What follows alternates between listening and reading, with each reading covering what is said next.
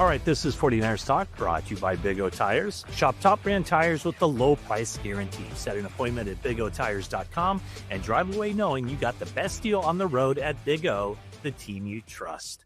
I'm Matt, she's Jennifer. We're back, and we're not the only ones who are back. No, there's a lot of people back. At least two. Yes. Two very prominent members of the San Francisco 49ers will be returning to action. And also, coincidentally, they're returning to action for the 49ers in their home states, close to where both of them are from, Brock Purdy and Ricky Pearsall. Yep. I think it was a little bit of a frustrating practice with it being rainy on a Thursday, but, Brock Purdy is going to be back at it. He said he feels great. It's the best he's felt since suffering the toe injury. And Ricky Pearsall said, hey, yeah, we're ready. We're ready to go and feeling good. Yeah. Kyle Shanahan announced on Thursday on 49ers Game Plan, which will be airing here a little bit later, that Brock Purdy would be the starting quarterback for this Week 11 game, 49ers and the Arizona Cardinals. And I know that earlier in the week, he said 3 aggressive practices. It turns out that Kyle Shanahan was aggressive in naming Brock Purdy the quarterback after 2 aggressive practices. I mean, the good thing about it is that Brock Purdy came out of those practices, and Thursday's the longest one. And so, they went through that one, and he feels great. And I asked him, how are you going to get back into the timing with guys like George Kittle? He hasn't played with George Kittle since week 1. Ricky Pearsall, it's been a little while as well. And he said, I've been going through everything. I've been in all the meetings. I've been watching and working with them as much as I can. And so he said it should come back naturally. Yeah, I mean, I think it does help that he's been out there practicing to some degree over the past, I think it was 3 weeks of practices before going all in this week and being the starter. And we talked about this on the last 49ers Talk. You noted that he was out there doing the first reps with that position group, which is the indicator. It kind of shows who they're getting ready to go play football. And in this case, it is Brock Purdy that they're getting ready to go play. And this is a key game for the 49ers. Divisional game. And, Mac Jones did very well in his 8 starts. 49ers were 5-3 in those starts. But there might be a little chatter outside the building from people who want to chatter. But inside the building, and anybody that we talk to in the locker room or wherever else, including Mac Jones, knows that whenever Brock Purdy was ready, Brock Purdy was going to assume that job. And Brock Purdy is ready. Do you get the sense of his confidence level heading into this one? I mean, it's, Brock Purdy is so level. He, like Kyle Shanahan says, never gets too high, never gets too low. So he just seems like Brock. And that's what everybody has said. He looks like Brock. He's throwing like Brock, running around as usual. He did say in his Thursday press conference, he does not pay attention to any of that quarterback controversy chatter that's going on out there. He just said, he knew when he was ready to play that he was going to go back out there. It had been frustrating to miss 6 weeks, but he knew that he had to take care of himself. He wanted to make sure he was healthy for the long term. And that means not just this season, but for the rest of his career, because those toe injuries, I mean, 49ers fans know it well with Patrick Willis having the turf toe injury. So he said that he had a variation of it that did limit him, but surgery was never an option. Never an option. So that's or never spoken of as a necessary option. Right. I mean, I know that if you can at all avoid surgery, you want to avoid surgery. Right. And that's pretty much in any walk of life. And so if there weren't the ligaments that required, damage control, like if you didn't have the torn, if you had torn ligaments that's the way it heals, then that would be the way they go. That's what the Cincinnati Bengals did with Joe Burrow. And he's already returned to practice after, when they had that surgery, that was going to be a 3-month surgery. And I think he's back in pretty good form even before the 3 months. So Brock Purdy is back with the 49ers. And again, he did also address the fact that I think Kyle Shanahan said that he'll deal with this injury for the rest of the season.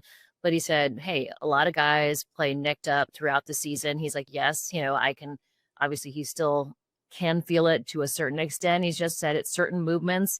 And, he said that, the recovery though is going really well and it's the best he's felt. So while it has been 6 weeks, he knows that. I mean, when he said that, I thought Fred Warner last year. I mean, Fred Warner played with that ankle fracture for the entire season. And, we didn't know for the longest time that he had the ankle injury until he revealed it, why he went from that all-pro Hall of Fame kind of first few weeks of the season until we were like, I wonder what's going on with Fred Warner. So he's like, obviously mine was more public, so I had to talk about it. But he's like, a lot of guys just don't talk about their injuries and they're dealing with stuff throughout the season. Well, he returns to action on Sunday, and now it's a matter of, can he stay healthy the rest of the season? And I think this is a more delicate injury than what Warner was dealing with last year. I think, like with the toe injury, the turf toe, it's it's not an easy injury to return from. So we'll see how he's able to do, but that's becomes now kind of the focus. How is he able to make it through this? How's he able to perform? That's the main thing. And then just, can he stay healthy? And then nobody will be looking forward to those off-season months. Of course, they don't want their off-season to happen too early, right?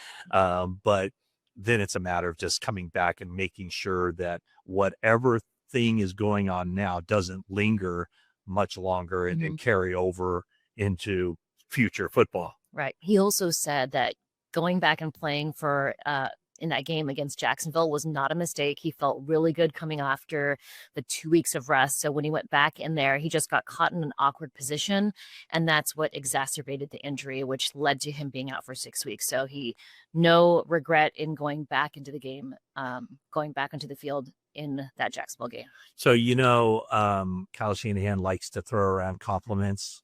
He does it so easily, kind of like throwing around manhole covers. Yeah, he's not a big compliment guy. Not at all. But he did kind of single out or he did talk. He made a point to talk to Mac Jones and said basically, job well done.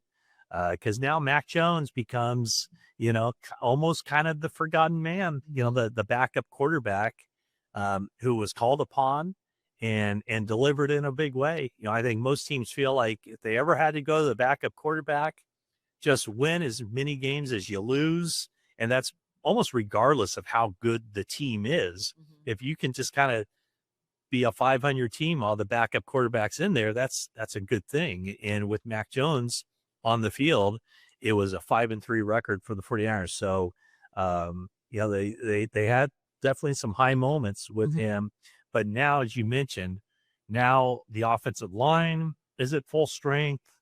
With Ricky Pearsall coming back, the wide receiving group is getting there and might be as full strength as they're going to get this season. Right. And Brock Purdy is back, and McCaffrey has stayed healthy. Juszczyk stayed healthy. Kittle is back. So the offense now has to do it more than its share of the heavy lifting. Right. It's what George Kittle has been saying for the last couple of weeks since his return, that, hey, we've got to put the game on our shoulders and carry it as much as possible with the young defense. Robert Saleh talked Thursday about how it's a challenge. He's been frustrated at times with the young defense, but then he's also really enjoyed teaching them what they need to do to get better. And he's seeing progress, but it has been a work in progress for sure. All right. So 49ers will get Purdy back. They'll get Pearsall back. And it's a key game in the NFC West, as the Arizona Cardinals kind of been floundering around a little bit, and the 49ers, they need this one. Going to the desert with a 6-4 record. The Cardinals are 3-6. So this is a game the 49ers, it's not a must win, but it's really, really should win it kind of win game. Like we talked about in the last pod, they've got to win the games they are supposed to win, and that's the next 3 or 4 coming up. All right. And coming up right now is Kyle Shanahan on 49ers game plan. All right, Kyle, Brock Purdy back in the lineup since week 4, first time since week 4, September 28th. Does that at all change how you game plan or how you view what you're going to ask of him in this game? No, not at all. I mean, very similar styles and how we play with both of them. So, no, it's no different for the players, no different for us. As this week went on, did you get a sense of just his confidence level, not only mentally, but just physically? Yeah, I could really feel it getting there last week. That's why we were really close to getting him up last week, but still thought it would help him for another week. So did he. The way he was Monday, just watching film with him, the way he was in Wednesday's practice, and really Thursday was the best when we're going full speed and everything. So he's good to go and pumped to get him back. Yeah, obviously, I mean, you guys make that long-term commitment to him. What about having him back fires you up the most? I mean, Brock's our guy. I mean, Brock's played at a real high level here the last 3 years. I thought he had an unbelievable game versus Seattle in week 1. I thought he had an unbelievable training camp, an unbelievable whole off season. So it's been awesome how well Max played in his absence. But Brock's played at too high of a level, and he's our guy. So it's looked this way all week in practice, and I know the players are very comfortable with him. I'm comfortable with him, and it's great to get him back out there. Yeah, so Mac has played 8 games, started 8 games for you this season. What's impressed you most about how he stepped in and just kind of kept the train moving along? Really, the fact that he came in, he played like a starter. I always say, like, if a backup comes in and plays like a backup, he's usually a backup that we're trying to replace. Backup, to me, to be a true backup that you want, has got to be a guy who's capable of playing like a starter. And some guys can do it for 1 game, some guys can do it for 2, but very rarely can they do it for a longer stretch than that. And Mac did it week in and week out for us. The way he played, the way he handled himself with the teammates, how aggressive he was in the pocket. He got the ball to the right spots pretty flawlessly. Was really impressed with him. I know when he came here, he was obviously coming here to be the backup. But was there any conversation this week when he's basically passing the baton over to Brock? Or I mean, he knows the gig, right? Yeah, he totally knows the gig, to where I don't think there had to be a conversation at all. But I did want to make sure to just tell him that I appreciate him and how much he helped us through this time. When you do that well and you do stuff, and then all of a sudden you go out to Wednesday practice and now it's all scout team reps and doing things like that, it is a little bit different. But the way Max handled it since the beginning, the way he is every day in the meetings, it wasn't even a conversation I had to have. But my wife tells me sometimes that I got to give people compliments more. They don't always know them. They got to hear them. So I'm trying to do that better. All right. Ricky Pearsall also back this week. At the same time, he went out that game. The last game was that Jacksonville game. What does he bring back to the offense? Well, I mean, Ricky, the way Ricky was playing before he got hurt, I mean, he was playing like a true number 1 receiver in this league, really playing like the guy that we wanted to draft. He had an unbelievable offseason, unbelievable start to this season. I think the hardest thing with losing Ricky was he was really the only receiver, too, that we got an offseason with. He was the only one who we had throughout training camp, with JJ not doing training camp and then JJ getting hurt after. And when Ricky went down, it was really tough because we were having guys with KB, Sky, even D-Rob being out that month, guys that really hadn't been practicing with us for a while. So that was a huge challenge for us, especially with Mac coming in. That's what was one of the other things that was so impressive with Mac. But all these guys getting so much better while Ricky's been out, and then be able to bring back Ricky, who, even though it's his only 2nd year, he's quickly become our veteran. Who's had the most reps with us and stuff. So huge to get him back for the talent, the guy, and excited he's coming back with Brock too. Yeah, we're talking about guys coming back to the offense. Does it put a little bit more on their plate to kind of pick up the slack here down the stretch? I mean, I understand that question and why people say that, but it's always hard for me to answer because it's, I've never in my life asked an offensive player or any player like, hey, you got to pick up the slack because this side of the ball is down or anything like that. I understand it because we have guys, a lot more guys on offense who have done it before, where there's a lot more guys who haven't on defense. But I mean, our expectations every single week is to do the best you possibly can and nothing else. So for me to say that you need more in that would kind of contradict how I look at them every other day. So not something I talk about, but I understand the question, and we got to play at a high level, and I think we're capable of doing that. So in the game Sunday against the Rams, Tom Brady was up in the booth, and there was a play you guys ran, and his comment was, in 25 years of football, I've never seen that exact concept. It was a play where you guys were in the shotgun. Kyle Juszczyk was lined up to the right of Mac Jones. He goes in that orbit motion and ends up being the lead blocker for Brian Robinson on an 11-yard gain. How did that play come about? I think Brian Fleury put that play in earlier in the week. It's a play. I mean, usually it starts from simple plays. I mean, that's a play we run out of the I formation all the time for many years. You do it out of the I formation, and it's extensions of things that have been around for a while. You used to run that play all the time, and you want to get the angles. And then we started to just have the tight ends block the box. But then in order to get those angles, you'd have to put a receiver on a big edge player. which gains the angles. And so that's why we put JJ on Jared Verse, which is a big challenge. But it allows the O-line to block the box and Kittle to kind of seal inside of them. And then it allows Juice to kick out a corner. So it's tough to change the responsibility, having a receiver block a big and the fullback on a corner. But if you do that, it can create angles. The more you do that, the more they can recognize and they play certain fronts. So we just try to do it out of shotgun with the guy offset, and you can't do that with Juice other way. So you give him a running start over the top. So it just doesn't look like the play that you run all the time, but it is the play you run all the time. It's not something you can do all the time. You got to have the right looks, the right fronts and stuff like that. But we try to stretch things all the time. You try to come up with new ways to do the same thing. I always try to say it might look confusing, but it's more of an illusion of complexity. It's more simple things. They're just finding different ways to do. But had you ever done it that way before? No, that was the first time we did it that way. Yeah, so that's why we are always trying to come up with new stuff without overdoing it. That's why we come up with a lot of stupid stuff too sometimes. But sometimes it works also. So on that kind of play, do you have to see it in practice just to see if the timing can work out right? How do you go about that? I mean, you got to set up the timing with the motions and things like that. You got to make sure the receiver's in tight enough to where he can block a big guy. But if you get too close to him and they sense that you're going to block them, you will not be able to block them. So there's a lot of elements with that stuff and just how you line up and our splits and everything. But you usually get 2 times to practice in a week. You walk through it twice, and then you practice it live twice versus 2 different looks. But the good thing is it's not that weird to our players. I mean, everyone's doing the same thing they've done since training camp, or guys who have been here for a number of years. But it looks different to the D. How do you go about that? Do you have kind of an open door policy for your offensive assistants to pitch new ideas to you? Oh, yeah. It's not only open door policy, it's expected. I mean, that's what a lot of those guys' jobs are.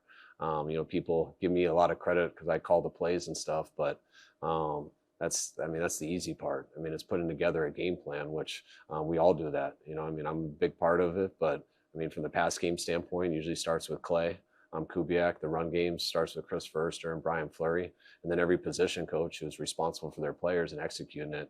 I mean, there's not one time that they don't have input in it too, where they're like, hey, why don't we try it this way? And sometimes you shoot it down, and sometimes we give each other crap for it, and we're not the nicest to each other, but it's kind of a little fraternity in there where we're always trying to challenge each other, come up with better ways to do it. And if you have soft skin, it's you're not going to enjoy these conversations too much. Yeah, when you get an outside the box idea from one of your assistants, I mean, I'm sure there's been really great ideas and probably some that ended up not even seeing the light of day. So how do you go about that? Do you just kind of kick it around to all the coaches and involve some players as well, whether this particular concept will work? No, I'll listen to anyone, but they better have thought it through. I mean, there's guys who can come up with some small idea, but once I ask one question about something and they're not ready for that, then a lot of times they get kind of insecure about it. And they're like, oh, I didn't think about that other front. It's just this one look. All right, well, what if this player's not there? What if they're playing a 3 technique instead of a bubble? What if it's weak rotation? What if it's a cloud? What if they're like, oh, it's like, well, yeah, that's probably why we can't do it. But the guys I always try to shoot things down. And the guys that keep coming back with it and don't have answers, then you know how much they believe in it. And I always want people to make me believe in it so I can use it. It's kind of how I think that I always get the best example that when we move to new places, I have to look for houses. Like the way I look at a house, I go in there and say everything that's wrong with it. And I can't tell you how many times after my wife's been in tears, she's told me I've embarrassed myself in front of the realtors. She's so upset. And I'm like, what do you mean? This is the house I want. I love this house. And she's like, what? You pointed out everything wrong with it. I was like, I know, but they answered the good questions. They said we could fix that. They said that wasn't as bad as I thought. And I mean, do I have to say what I love about it? I'm just trying to figure out what I don't, and we're good with that, so let's do it. And it's kind of how I look at plays too. Like once you go through all the things wrong with it, and we can solve those and figure out how to get around that stuff. Now I think it's a good play. Do you always kind of like go into a game thinking, or go into a week game planning saying, I want X number of new plays that we've never done before, or is it just kind of more organic? No, to me, it has to do with we do what we do, and then you watch who we're going against, and you watch what they do, and you decide, and you think of the players that we have available, injuries and talent-wise and things like that. A way to exploit a defense. Can our players do it? Are they used to it? If it's something they don't know how to do, can we get them good enough at it? What are the chances we're going to get that look besides the other 200 variables that could happen? So all that stuff goes into it. I don't think about number of new plays, but I also am extremely paranoid about running something the same way. I know what the other defenses are practicing. They know what we ran this play versus that front and that coverage. We had a lot of success with it. Well, yeah, we're going to suggest that every time we get that coverage in that front, but I promise that's what the other team's repping 3 days in a row. So can we find a different way to do similar to the same thing so we can execute it, but always trying to find a different way to put a spin on it.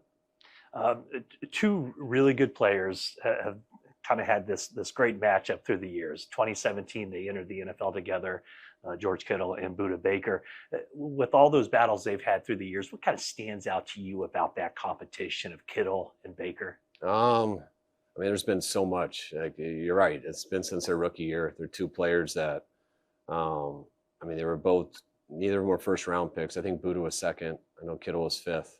Right away, you could tell both of them were going to be Pro Bowl type players in this league. I think both of them over these 9 years have become Hall of Fame type players. But they're two guys that I respect as much as anyone at their positions. I mean, everyone knows how I feel about George, but I think Budda is one of the best players I've gone against. When you watch how they play, they're guys who have no regard for their bodies. I mean, they sell out every play. Different styles on it. George is a bigger guy who can bounce off people and just keep going. I mean, you got to really tackle George to get him down. And Budda is just a missile who doesn't break down at all. He can zigzag full speed through everything, and he is just knifing people left and right. I know George can do good against him at times, but I also used to get a lot more worried earlier in our career about Budda knifing George's legs out and hurting him because he got him a couple times. Nothing cheap, but just that's how good of a player he is. So it's always been a battle with those two, especially because they're both so good in the pass game and the run game. So there's never a time that they don't have an elite matchup. You've gone against Jonathan Gannon for quite a few years now, but in different places. What's kind of the characteristics of his style of defense? I mean, I think Jonathan does an unbelievable job. Like, just what these 3 years going against him twice a year, schematically, their defense causes a lot of problems. They're very multiple. They do a ton of fronts, a ton of coverages, but they're extremely sound. So when I talk about like an illusion of complexity, when you look at it, it feels like there's 15 guys out there. They're all over the place. They're switching stuff up. The fronts and personnel change every series, sometimes every play. And it takes a while to settle it down and see it all. You can kind of get an idea because they are sound in what they do, but they make very few mistakes and they play the right way. They play very hard. Doesn't matter what their record is, what the score is. They're coached the right way, and I think it's a hell of a scheme. The Cardinals have their own version of George Kittle and Trey McBride. He's really been prolific here the last 3 seasons. Without Fred Warner in the middle, just how big of a challenge is it going against him? And what do those guys, Bethune and Winters and your safeties, what do those guys have to do to contain him? It's a huge challenge because, first of all, every play is most likely designed to go to him first. And so that's why you got to make sure to take away their number one read with coverages and with people. When you do that, you hope to limit his impact on the game so he doesn't get as much touches. But one thing about a player like Trey is even if you are on him and covering him, there's still a good chance he can catch it. I mean, his ball skills are elite. The way his hands work, I mean, similar to like Tony Gonzalez. I mean, that's why Tony was able to play so long. Even when he did lose his speed and stuff, he would post you up like under the rim and just extend his hands and always be able to catch it. And Trey has those type of ball skills. Yet he is young, he is fresh, he plays like George, he can run, he's physical. So he's right up there with the best tight ends in the league. And it's going to take a full 11 guys, whether it's having a pass rush, whether it's guys stopping him in man, or making sure our zones can cover him. But we got to do it all, and we got to mix it up. So as you guys try to bounce back defensively from that game last week facing the Cardinals, what's been the major points of emphasis for your defense heading into this game? I think the first thing is we got to stop the run. I mean, they do a good job balancing it out. I mean, they never get too one-dimensional in the run or the pass. So we have to stop the run, get them in some third and longs. This last month, I want to say they're like third in the league in explosives. So they've been going down the field a lot more lately. Jacoby's been doing a good job of it, giving some shots. They're running the ball well. They get their explosive, so that's where it's got to stop. And then hopefully we get some turnovers. That's something that we're missing this year. We need to find a way to create those, do better not doing them on offense, and try to steal some more possessions. How do you go about that? How do you try to create turnovers? It seems like a lot of times those just happen. How do you go out and force those? You can't force them. You can't get discouraged. You got to keep playing, challenging each other. I mean, we talk about it all the time. We don't run away from it. Just had our ball meeting today about it. we show everyone we have an opportunity on. We had 2 that we were close in the game versus the Rams, especially one to Tig that tipped over, and he was about 2 feet away from it diving.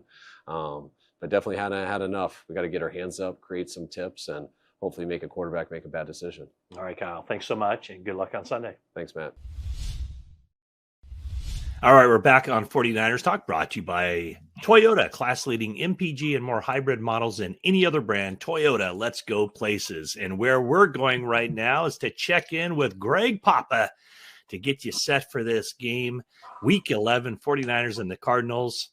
Greg, how you doing?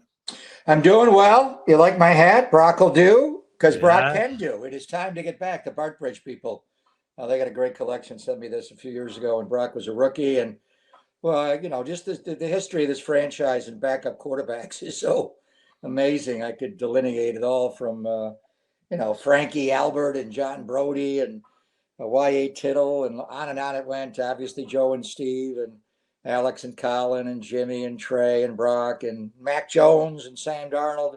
But, tip of the cap to what Mac Jones was able to do. And it'll be interesting to see what they do in the offseason if Brock finishes out this year.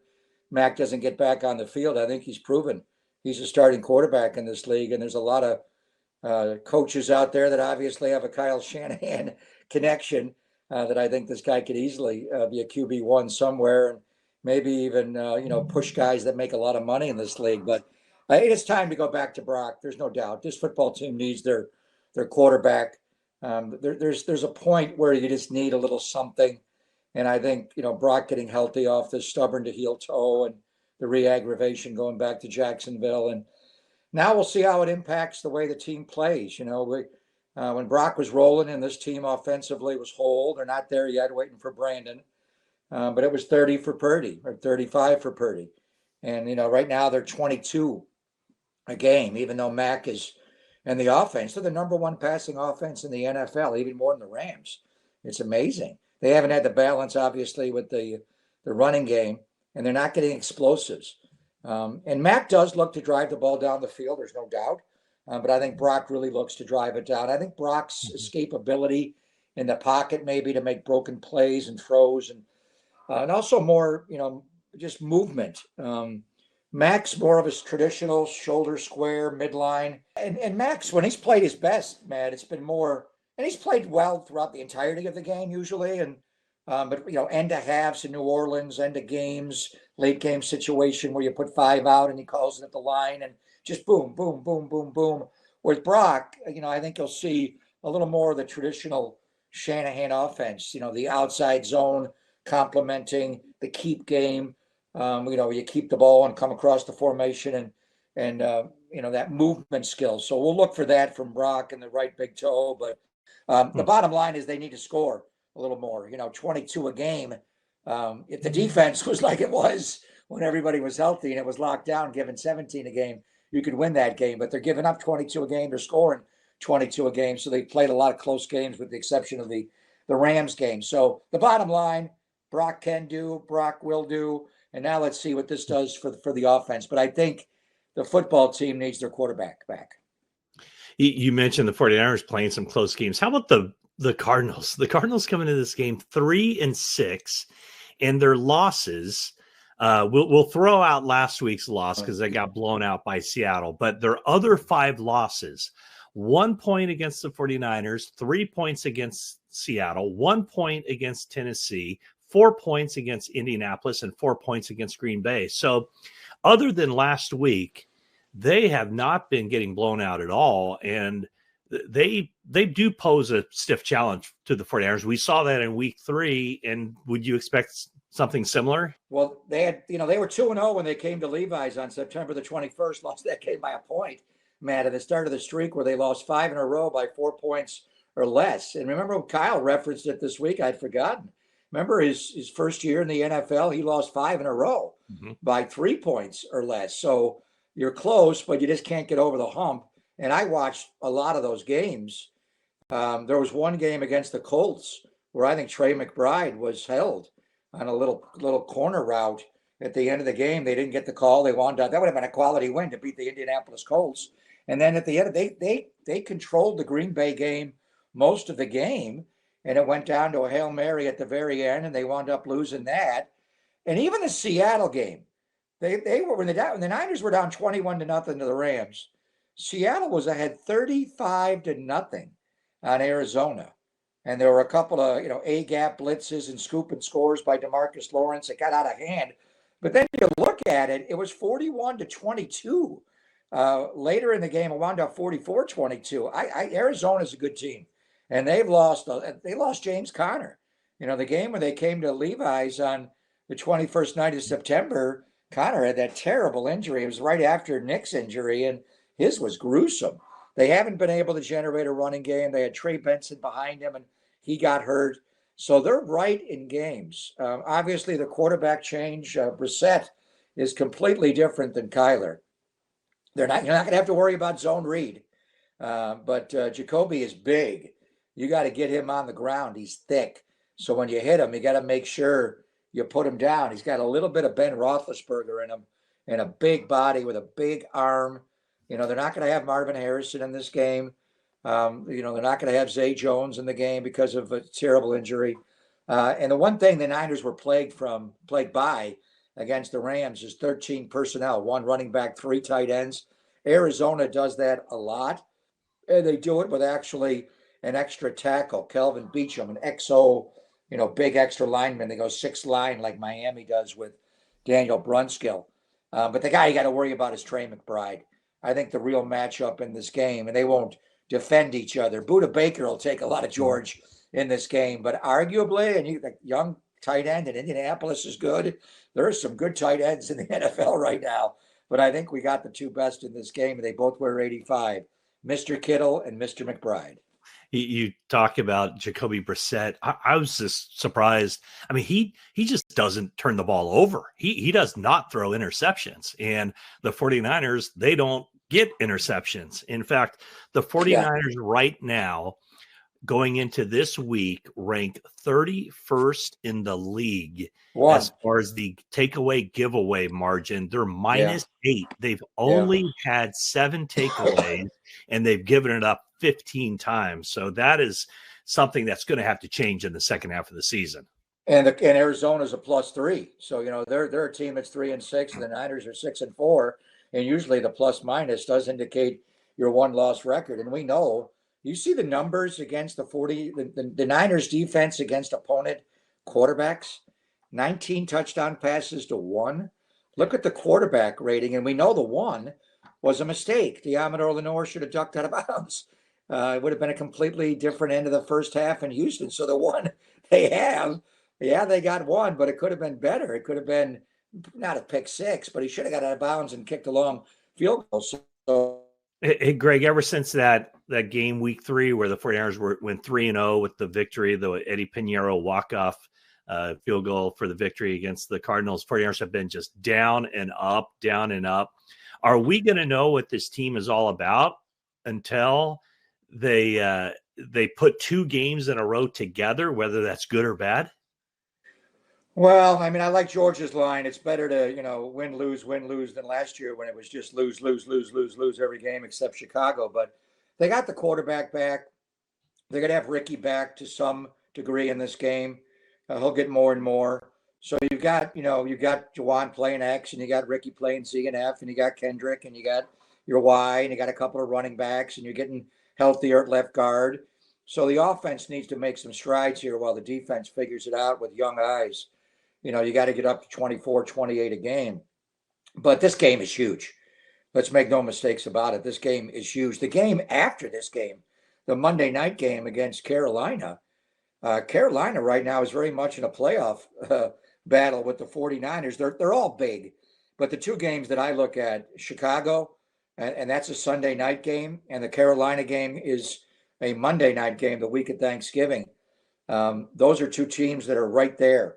In that 6-7 range, if you will. If they're not going to win the division or don't do that. Don't do that. I had to drop that in. It's too easy when you got 7 teams.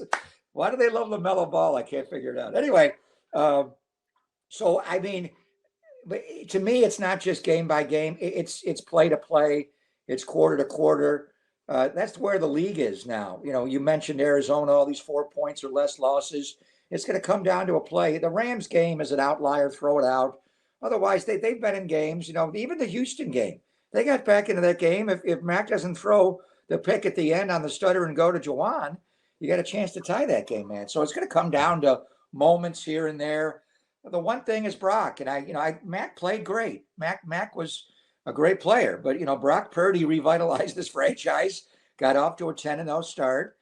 He's been a 500 quarterback since, and he went from Mr. Irrelevant, Mr. 262 to Mr. 265, and now he's the contract will kick in more next year, but it's time to go. Kyle kind of said it. It's time to go. It's time to figure out who you're going to be, and you do it snap to snap. So we know what they've been since the 3-0 start. They've been a very inconsistent football team, not just game to game, but snap to snap, played up. They got to start to lock in and get going. And I think it starts with the offense. Can we get 4 touchdowns San Francisco's a game and not 3? That would be huge. And then a couple of Eddie Moneys, and you're back in the 30 for Purdy business. So I think there's 7 games to go. You got a long way to go to figure out who you are and whether or not you're going to be in the playoffs this year. Maybe you don't win your division. Maybe you do. Seattle and the Rams have to play each other twice. So if they cannibalize each other, maybe you slip in. But it's time to start to play your best football, and your best players are back. And I think having Brock Purdy back, lends itself to that. Oh, all right. Well, should be an interesting game. All these games are. Greg, have a great weekend, and we'll check back in here next week as we start to turn the page and start really focusing in on that NFC playoff picture with the Carolina Panthers coming to town. So have a great weekend, Greg. Thank you, Matty. Love you, brother. Thank you. I love you too.